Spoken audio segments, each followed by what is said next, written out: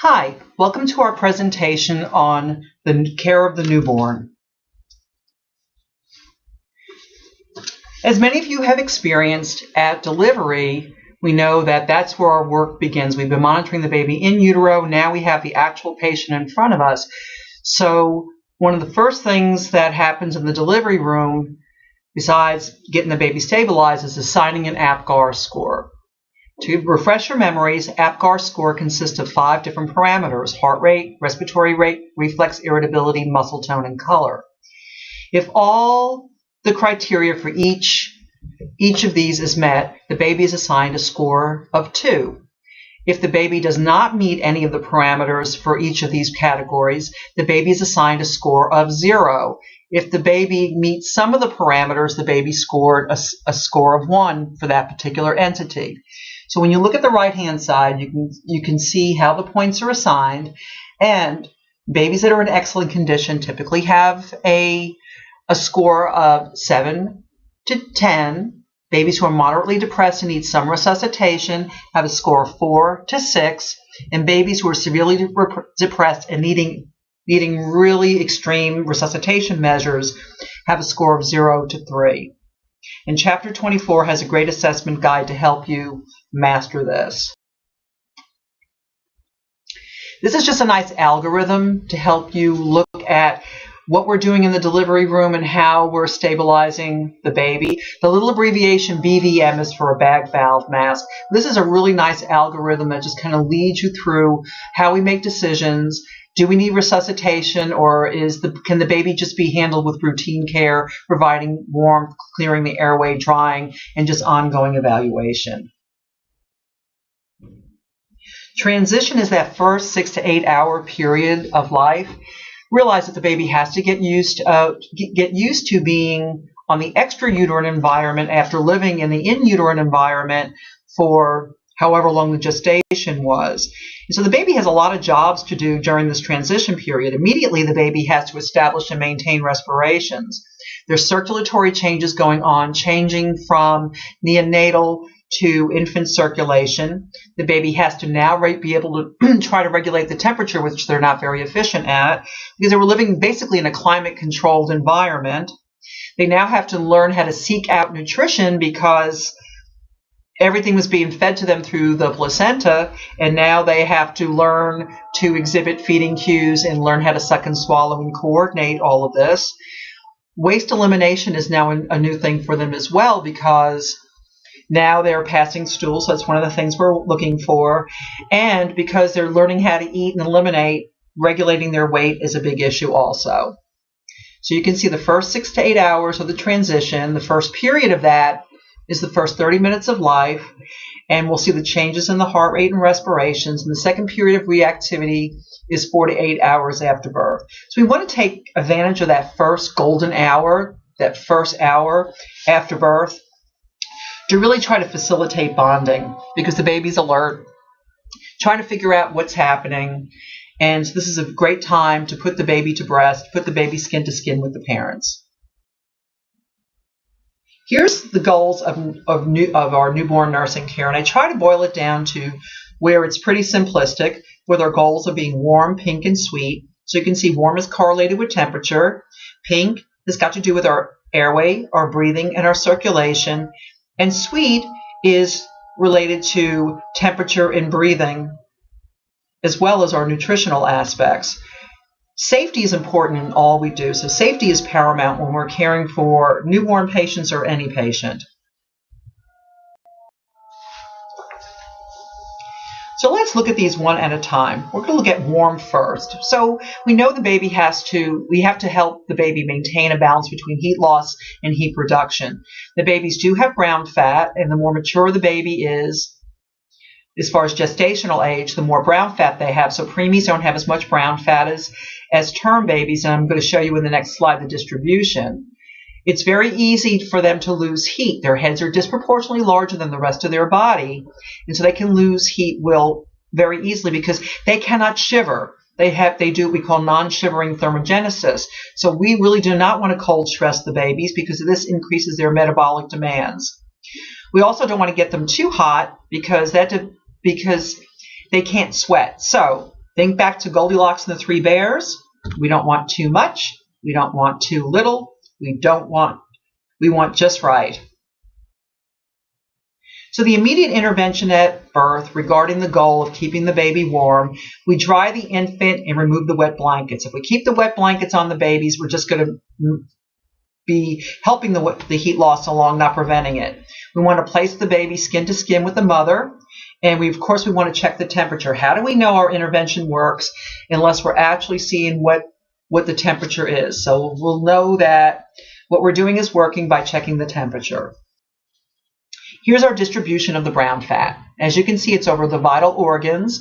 And again, term babies have more brown fat than preterm babies. And this is the baby's insurance policy. We do not want to have to resort to burning brown fat to make heat. We want to try to keep the environment as neutral as possible. So let's look at the methods of thermoregulation. First, we have evaporation. That is heat loss when fluids from the body turn to vapor. Fluids come from perspiration, from pulmonary fluid, and insensible water loss.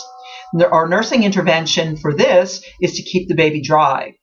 Conduction is heat transfer from a warmer object to a cooler object by direct contact. Our nursing intervention is to keep the baby from touching cold surfaces.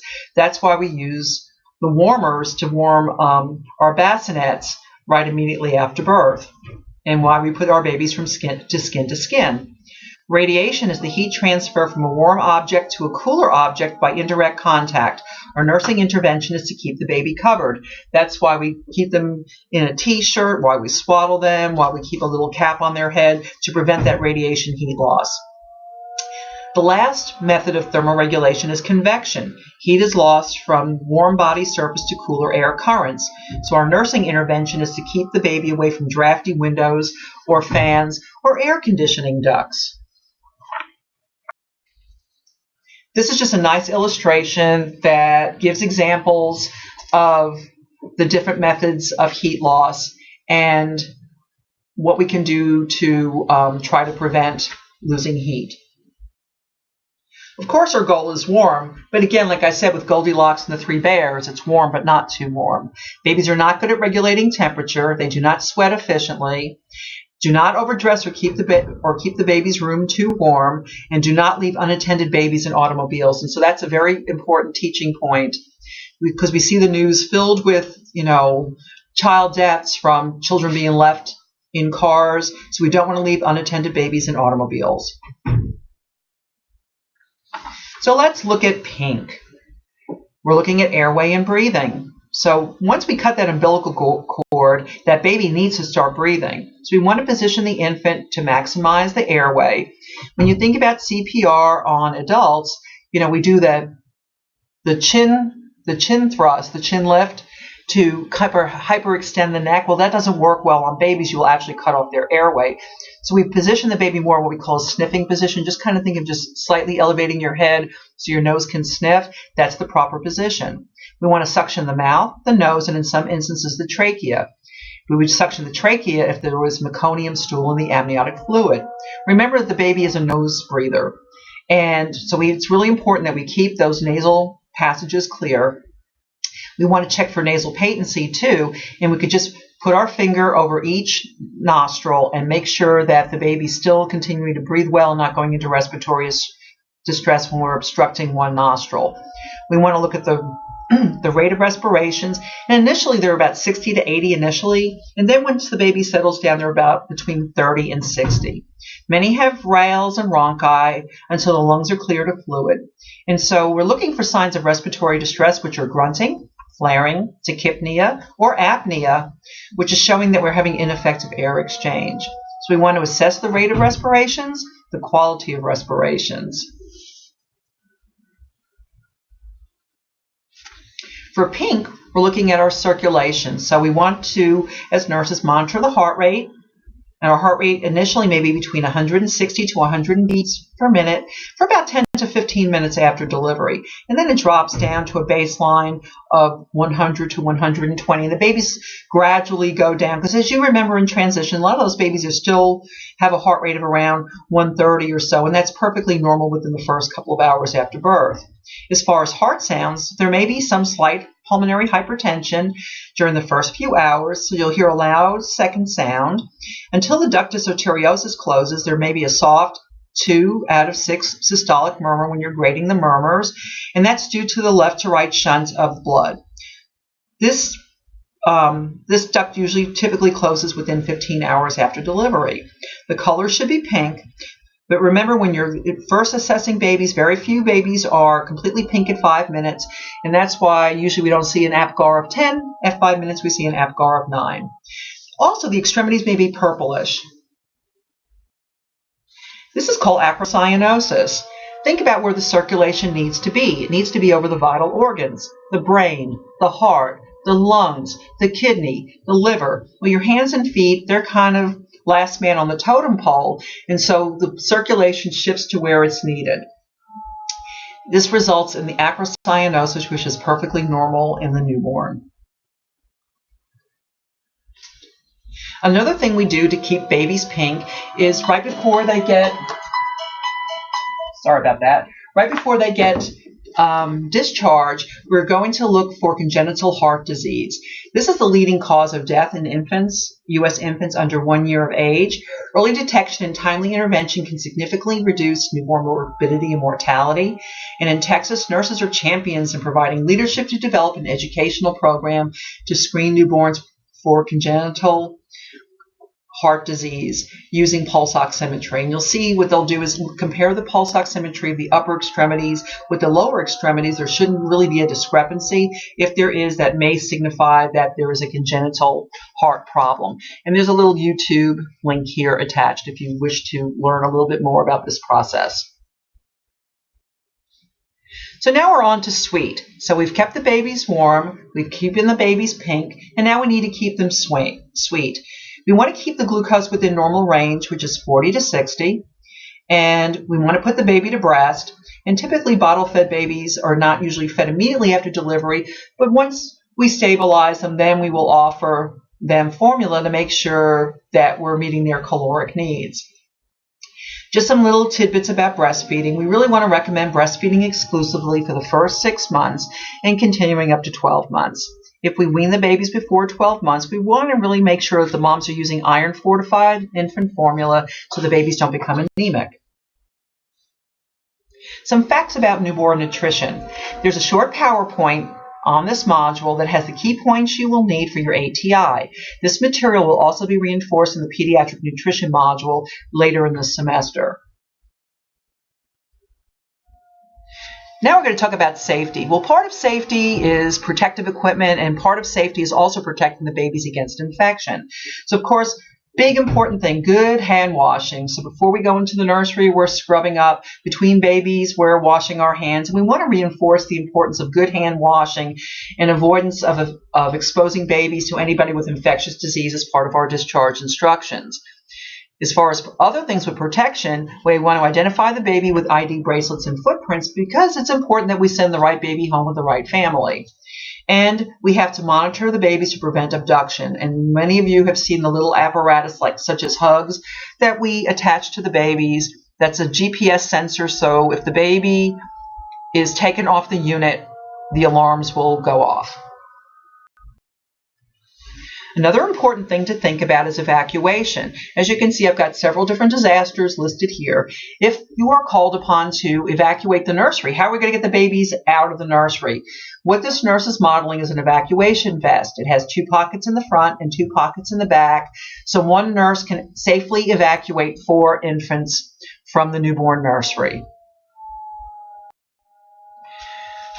Again, safety, safety, safety. Safety in the hospital and at home. We want to teach about car seats.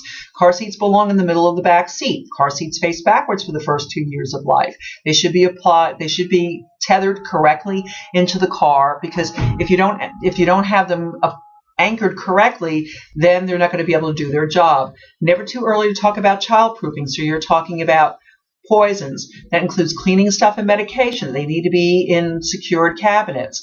You want to talk about electrical safety, covering outlets, securing dangling cords. We're looking at water temperature, hot water no hotter than 120 degrees. As far as fall prevention, we don't leave babies alone on anything that doesn't have sides. So you don't leave babies on couches. You don't leave babies on counters. You don't leave babies on the kitchen table. They will they will wiggle, they will fall. They can't crawl at this age, but trust me, they will find the edge and they will fall. And we want to talk about health maintenance too, the importance of the well exams, which you'll learn more about in the next module. Following up to make sure that the baby's on target for growth and development and to obtain their necessary immunizations. So we're going to talk about some of the procedures that take place. And many of you got to participate in these procedures, and you can see we're checking the bilirubin, we're taking care of the cord, we're doing measurements, we're applying the medications, we're doing the newborn screen. So there's lots of different procedures that we do in the newborn nursery, and we're going to look at some of them right now. So again, I do our identification, we apply the bands and undo the footprints. The eye prophylaxis is with erythromycin ointment, and that's to protect against conjunctivitis from chlamydia or gonorrhea. Vitamin K is administered intramuscularly in the vastus lateralis, and that's to prevent neonatal hemorrhagic problems because babies' guts are sterile and do not produce vitamin K. Umbilical cord care, what we want to do is basically keep that cord dry and clean. We want to watch for bleeding. Then we want to teach the parents to fold the diaper below the cord so we don't get it covered in urine, which will keep it wet and delay it drying up and falling off. One thing that we do on admission is we do the weight, we get the head and abdominal circumference, and we do the length. That gives us our initial measurements, and then every day around the same time we're going to weigh the baby to see how the baby's doing as far as regulating their weight. We also do the newborn screen, and what the newborn screen checks for is inborn errors in metabolism and inherited anemia such as sickle cell and thalassemia, and a host of other conditions such as cystic fibrosis. Each state has a variety built onto what that core is for what they screen, but what we do with the newborns is we screen them in the nursery, and then they come back between 1 and 2 weeks of age to get rescreened again. The purpose for rescreening is you really need to have the nutrients in your system to activate the enzymes that we're measuring. And babies at first are not the most efficient eaters on the planet, and so what we need to do is we need to make sure that after they've been eating for a couple of weeks that we rescreen them to make sure they are utilizing all their nutrients properly, that they don't have any inborn errors of metabolism. Circumcision is a procedure that some parents of little boys opt to have. And so what's our nursing responsibilities? During the procedure, we want to provide comfort. We may be administering Sweeties, the little glucose solution that the babies like and that gives them comfort. Offer non-nutritive sucking via a pacifier. Stroke the baby gently. Swaddle the upper torso. So we really just want to overall provide comfort during the procedure. After the procedure, we want to assess for voiding, observe for bleeding, and we really want to do a lot of teaching with the parents because the parents are quite nervous after they've had the circumcision. So what we want to tell them is keep the glands of the penis clean, just with a little soapy water. Apply petroleum jelly around the tip of the penis to prevent it from sticking to the diaper. And on page 533 in your book, there really is a good teaching plan for what you want to go over with the parents. What you're seeing in this picture are the 3 different methods that we can use, that are used for circumcision.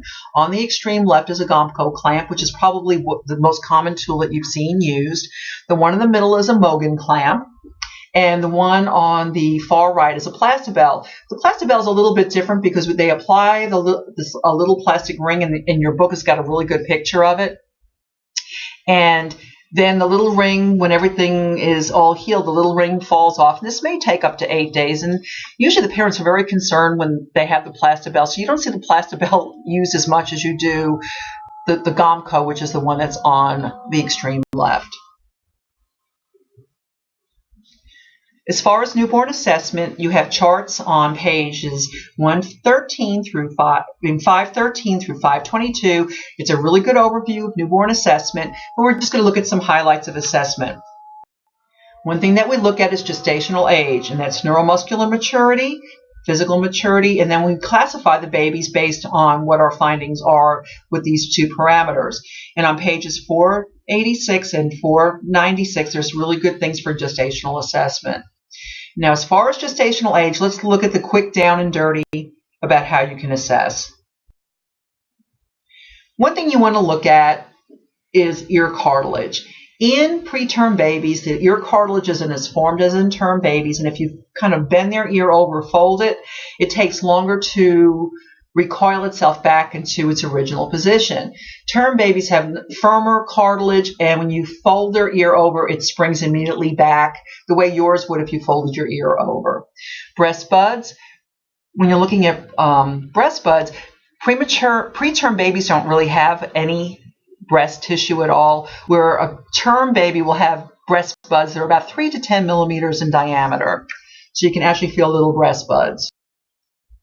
You want to look at posture and muscle tone. Posture tells you a whole lot. As you can see, the baby on the extreme left is a little bit more flaccid than the baby who's on the right. So when they get in that kind of froggied up position, they recoil, they move those arms and legs and really kind of like in a frog-like position. That shows a more mature baby than a baby that's just kind of casually, everything's kind of unfolded and lying there. Also, we look at plantar creases. The feet can tell us a lot. With a preterm baby, I always say it's kind of like a blank piece of paper. There's nothing really written on it. The more mature the baby is, closer to when they're at term, there's lots and lots of creases. And you can see from this picture is that term babies have creases basically over their entire plantar surface. The genitals will also give you clues about the maturity of the baby. When you look at male infants and the preterm baby, if their scrotum will be smaller, they won't have good rugae, and they won't have palpable testes in the scrotal sac because those testicles are still up in the inguinal canal. When they're at term, they'll have nice rugae in the scrotum, and the testes should be descended into the scrotal sac. What you're also looking for in the female is looking at the labia. In the preterm baby, everything is kind of gapy, and you can see the clitoris really easy. You can see the labia minora very easily because the majora are kind of gaping open. In the mature baby, the labia majora cover the labia minora. When you're looking at skin, preemies have thin, transparent skin. So we're looking at how many vessels can you see? You know, what's kind of like the texture of the skin. So in preterm, it's very translucent, kind of friable. And then if the babies are overdue, they can actually have cracked and wrinkled and peely skin from being overcooked in the oven, so to speak. So we want to look at the skin for transparency, for cracks, for veins, for peeling, and for wrinkles. The picture with that baby who looks like he's been dunked in a big vat of cold cream, that is Vernex. And Vernex basically kind of keeps the babies waterproofed. So a preterm baby has a lot of Vernex. I call them kind of like cheesy cheesecakes, where term babies may just have a little bit in their folds, and post-term babies basically have no Vernex left at all. You'll also see lanugo. Lanugo is that really, really fine hair. Now, in extreme preterm babies, they won't have any lanugo, but once you get into that third trimester, the babies have this nice, fine, downy hair, and the closer they get to term, their hair thins out. And basically, when they're term, there's very, very little hair left, and post-term babies basically have none of this hair at all. A little caveat with that is some ethnicities just have fuzzier babies than others, and so sometimes even though the baby's term or post-term, they may still have quite a bit of hair just because it's genetically predetermined. This is just a nice thing, again, looking at the characteristics of a preterm baby, and we're going to talk more about infants at risk in the next module, the next lecture that's up on this module. But this just shows you some different things to look at, basically going on, kind of reviewing some of the things that we talked about already.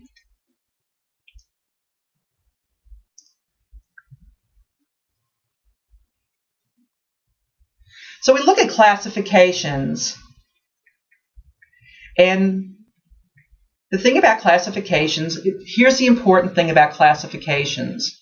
you have to know where the baby is gestational age-wise to know how to classify them. For instance, if you have a 7-pound, 6-ounce baby and the baby's at 36 weeks gestation, that's an AGA, appropriate for gestational age baby. If you have a baby who is 7 pounds, 6 ounces, and the baby is 33 weeks, well, that baby is going to be large for gestational age, also known as LGA. Conversely, if you have a baby who's 32 weeks gestation and weighs 4 pounds, the baby is going to be appropriate for gestational age. But if that baby was 39 weeks and weighed 4 pounds, that baby would be SGA, small for gestational age. So we're looking at babies in those terms as far as LGA, AGA, and SGA. Low birth weight are babies that are under the percentile, the lowest percentile for their age. And so in term babies, anybody who's under 5 pounds, 5 ounces is low birth weight. Very low birth weight babies are babies below 1,500 grams. When we're looking at intrauterine growth retardation, that's your IUGR, also known as intrauterine growth restriction, think about things in the prenatal history of mom that predispose this baby to not grow adequately. What was compromising the placenta? See, all of these things weave together. So some other terms you want to make sure that you know about is what's considered preterm, what's considered post-dates. Preterm is anything before 37 completed weeks of pregnancy. Post-term is after 42 weeks of pregnancy. So let's kind of look at a little bit of our physical assessment. So we're looking at the baby's overall posture, and we talked about the muscle tone. We want to know about their behavioral states, and we'll talk a little bit more about that in a bit. And then, of course, our vital signs. Again, looking at our temperature, pulse, respiration, and our basic measurements. So you really want to know, what's the baby look like overall? What's their tone? What's their alertness? Listening, to check their heart rate and pulses, listening for murmurs, extra sounds, rate, rhythm, check respirations, rate, rhythm, any adventitious sounds, looking for retractions, flaring. You have to look and you have to listen. The temperature is done axillary, and when the babies are being warmed up in transition, they may be on the temp probe, and when you're applying the temp probe, do not put it over a bony area. Put it over like soft tissue, like the middle of the abdomen. If you put it over bony areas, it's not going to be able to help the baby heat regulate accurately. So looking at skin, the baby's initially red, and as time goes on, they get less red within the first few hours. There is a condition called plethora. So plethora means like too much, which is persistent redness, and it's usually because of over-oxygenation or overheating.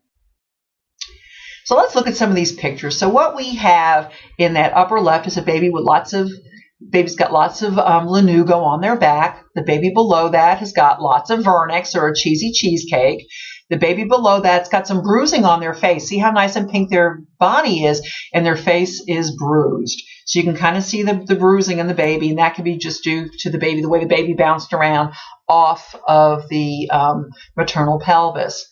The baby in the middle, right under the word skin, has some little milia on their nose. The baby below that's got a little stork bite on their neck. You can see the little feet have some peeling. That's probably a post-date baby. The baby below that has got some Mongolian spots, which are very common in people of color, people with darker complexions. And then we look at the hands, looking for normal palm creases versus the simian crease. So we're looking at our babies here, and we can see that baby at the top's got a port wine stain, which is a birthmark, and then the baby below that's got some jaundice. And when you see a jaundiced baby, also look at their sclera and their oral mucosa. About 50% of babies after the first 24 hours get some degree of jaundice, which disappears by day 8 to 10. And babies who are bruised will have a higher bilirubin. Any baby with liver disease or any kind of blood incompatibility between mom and baby will be more prone to having jaundice. The baby in the middle in the upper part, that's actually petechiae. Petechiae is never a good thing, so you want to know, why does this baby have petechiae?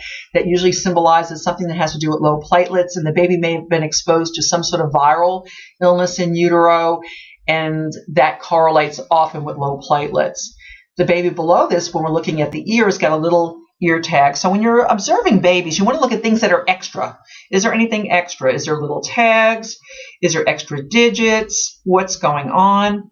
The baby, we're seeing kind of like the little belly bared. That's a rash called erythema toxicum. Don't let the name scare you. It doesn't mean that it's toxic. It's newborn rash. That's what erythema toxicum is, newborn rash. It's benign.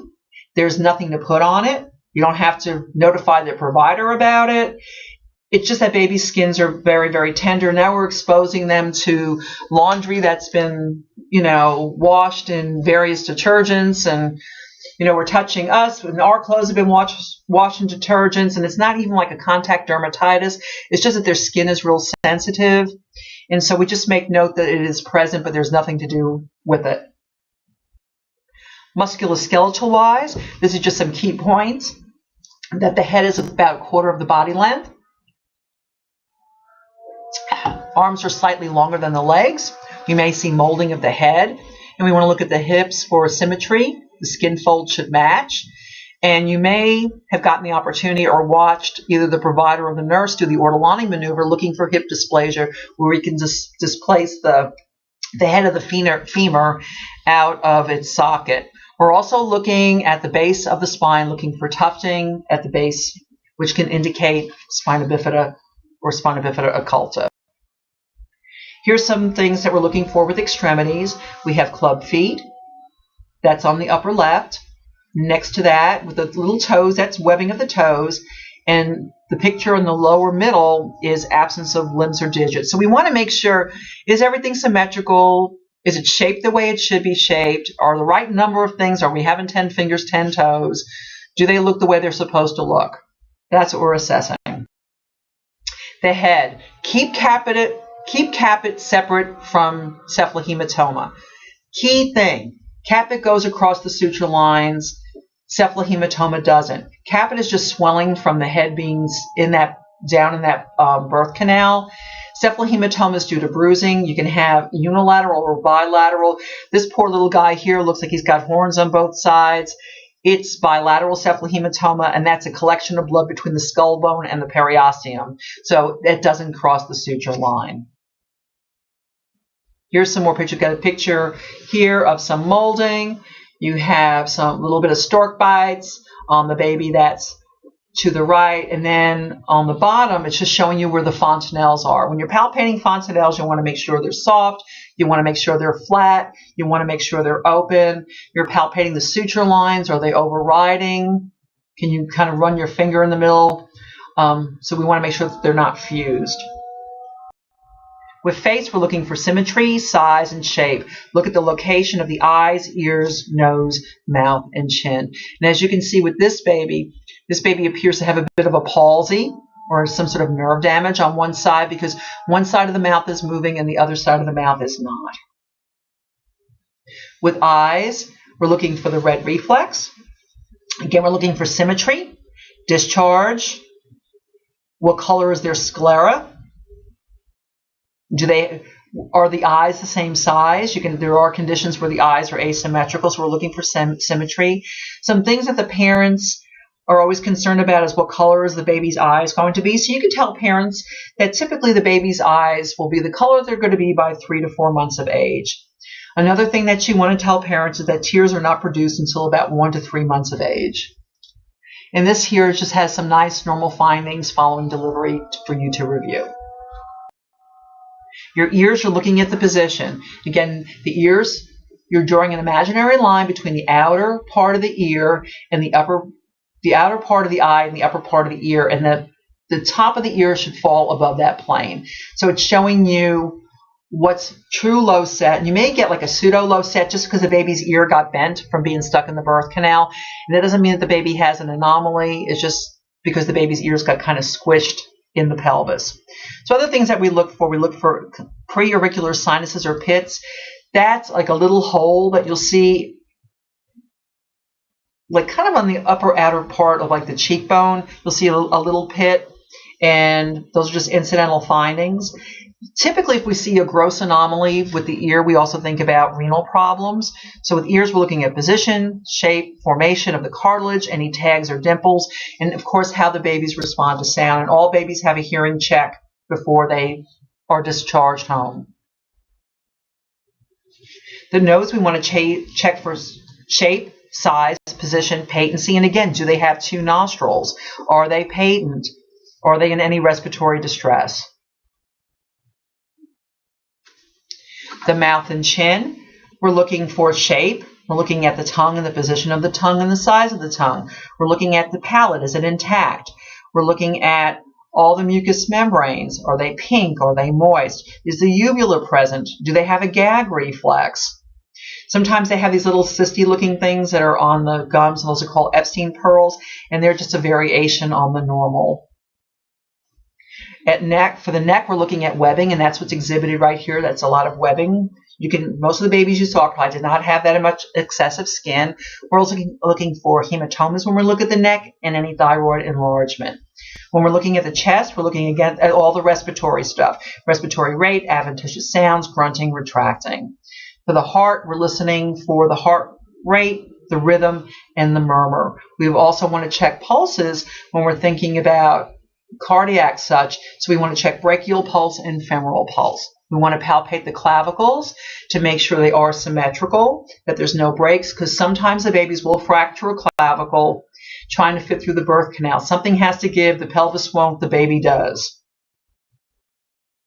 Abdomen, we're inspecting for shape and symmetry. With the umbilical cord, we're looking at the number of vessels. And remember, it spells AVA, artery, vein, artery. We're looking at any peri-umbilical inflammation. We're looking for the presence of hernias, which would be a bulging in that umbilical area, or any drainage or bleeding from the umbilicus or the umbilical cord. We want to auscultate vowel sounds and listen for bruits and palpate for any masses. And as you can see, the abdomen on the upper left is a normal abdomen, and the abdomen on the upper right obviously has some gross distension.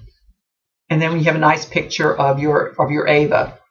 Kind of looks like a strange little face looking at you. Here's a nice review of the genitourinary tract, and we alluded a little bit to that when we were talking about looking at mature babies versus preterm babies. So this is just going to show us some, normal variations, what we're looking for, what our expected findings are, and things that are signs of potential distress or deviations. So just be familiar with the normal and what the possible abnormals could be. Your anus and your spine. The anus should be midline. We're looking at the base of the spine again for tufts or dimpling. Of course, we want to make sure the babies are passing stool. We really want them to pass stool within the first 24 hours to show that, yes, indeed, that the anus is patent. So those are the things that we check for with the anus and the spine. The neuro, hopefully some of you or all of you got a chance to play with some of those newborn reflexes, which are lots and lots of fun. Just always remember the brain requires glucose. So things are tied to things in babies. So if a baby's hypoglycemic, you're going to see them quiver. You may see them have twitching of the muscles. They're just not going to act right. So just remember that, the normal glucose level or an abnormal glucose level can be reflected in their neurostatus. So other things we want to watch for with neurostatus is marked tonicity. Are they too stiff? Babies should have head lag. If they don't have head lag, what's keeping them so rigid? Clinicity, again, that tightness or any twitching of the facial muscles. The reflexes are fun. Page 511 has a nice chart of common newborn reflexes. And so some are sucking and rooting, which are very easy to check with your pinky finger, and then stroke the side of their cheek to see if they turn. Swallowing, watch while the mom is breastfeeding to make sure that the baby is coordinating the suck and the swallow, that they're not choking. The palmar or plantar grasp, you take your fingers and put it either in their hand or on the sole of their foot right by their toes, and they should grab them with either their toes or their fingers. This is a nice picture of the tonic neck reflex, that whichever way their head turns, their arm extends out in that direction. It also, sometimes people joke around and call this the fencing pose because it looks like all you have to do is put a little sword and this baby's ready to go to a duel. The Moro reflex is also called the startle reflex. It usually is elicited by loud sounds, if you bang into the bassinet, or if you're kind of holding the baby just a little bit above the bassinet, then you let go and their arms reach out. And you'll see kind of like their fingers, their thumb and their forefinger form a letter C. Another fun reflex is stepping. You hold the baby under their axilla, have their feet lightly touch the surface, and they move their feet up and down like they're in the marching band. Babinski sign. Remember, Babinski sign for babies, when you stroke the foot from the heel to the toes extend out. That's normal in a baby and abnormal in a big person. Behavioral responses. Realize that babies have sleep-wake cycles. And most newborns spend most of their time sleeping. So that's just a fact. Some factors that affect behaviors. Their gestational age. So the more preterm the baby there is, the shorter their alert periods are going to be, and they're going to have more sleep periods.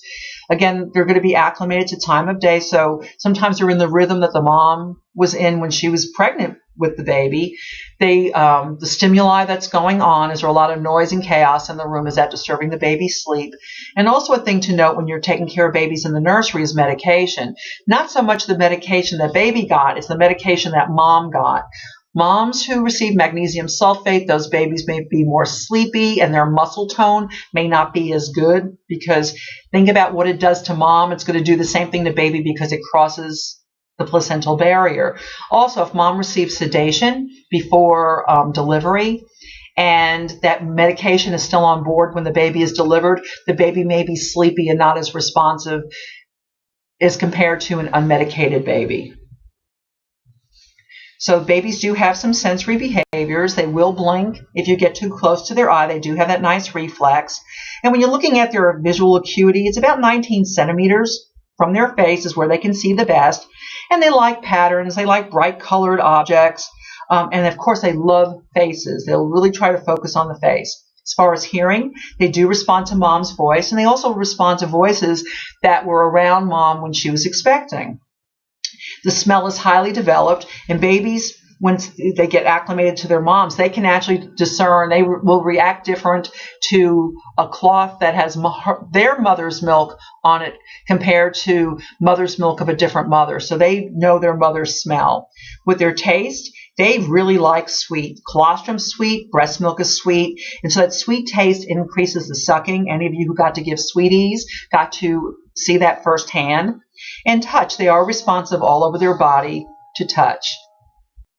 As far as temperament, all babies are different. Some babies are low maintenance babies, some babies are high maintenance babies. It's important that you explain this to the parents.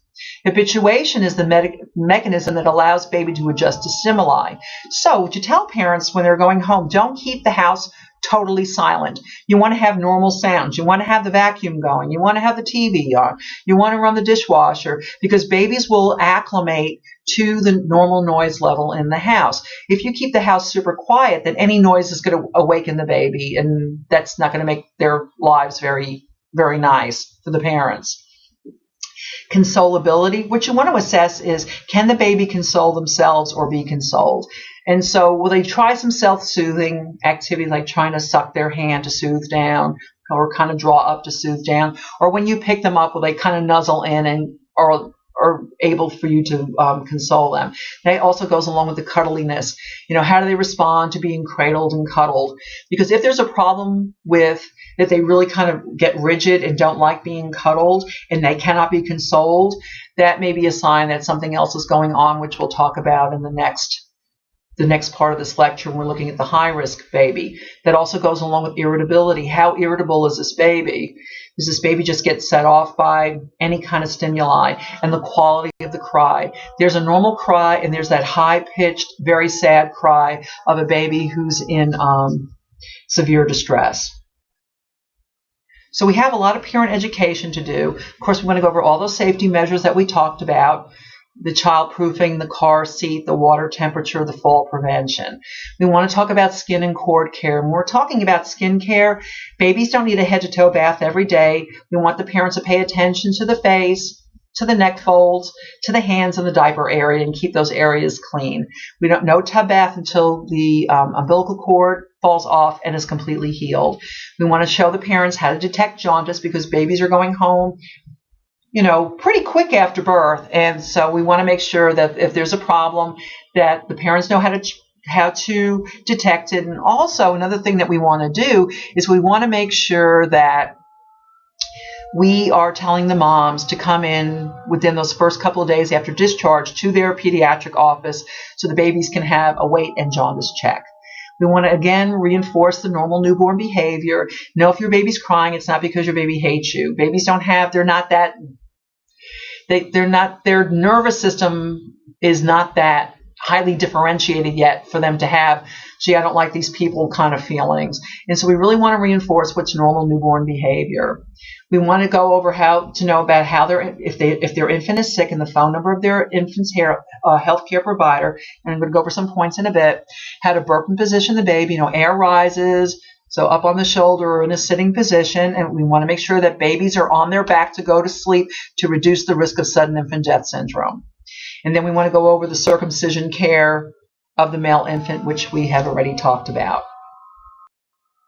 We want to talk about signs of illness. And so really, the parents really need to have a thermometer. Just putting your hand on the baby is not going to give you an accurate take of what's going on. So if the temp is over 100.4, which is 38 degrees Celsius, or below 36.6 Celsius, which is 97.8 Fahrenheit, what's going on? We really need to have them call their pediatric provider. Not all ill kids run a fever. Some kids get cold. They can't maintain their temperature. So babies who are running at like 90, 96, 97, no matter what you do, that could be a problem. You can have a septic baby. You're also looking at more than one episode of forceful or frequent vomiting over 6 hours. And we're not talking a little mouthful of spit up. We're talking that's like a volcano, forceful vomiting. So it looks like all the contents of their feeding is coming up. If they refuse to eat more than 2 feedings in a row, this is a sign that they need a contact. And also they're just lethargic. They're listless. So parents will get to know what's normal for their baby, and that way they'll know when something's wrong and they'll call their provider. Other signs that we want to talk about calling the provider is that if the baby's inconsolable. No matter what the parents are doing, they can't calm this baby down. That's concerning. We want them to be able to realize if they see any discharge or bleeding from the umbilical cord, circumcision, or any orifice, this is problematic. If they have 2 consecutive green or watery stools, no wet diapers for 18 to 24 hours, or fewer than 6 to 8 wet diapers a day, that's problematic. Development of any eye drainage. So we really want them to really hone in on them, what they need to call their physician about. If you have any questions, please post them up to the discussion board so that everybody can benefit from the question that you pose. The next module, the next recording that's going to be up is going to be about the high-risk newborn. So get all these normals in your head, and then all the abnormals will make sense to you. Thank you so much for your attention.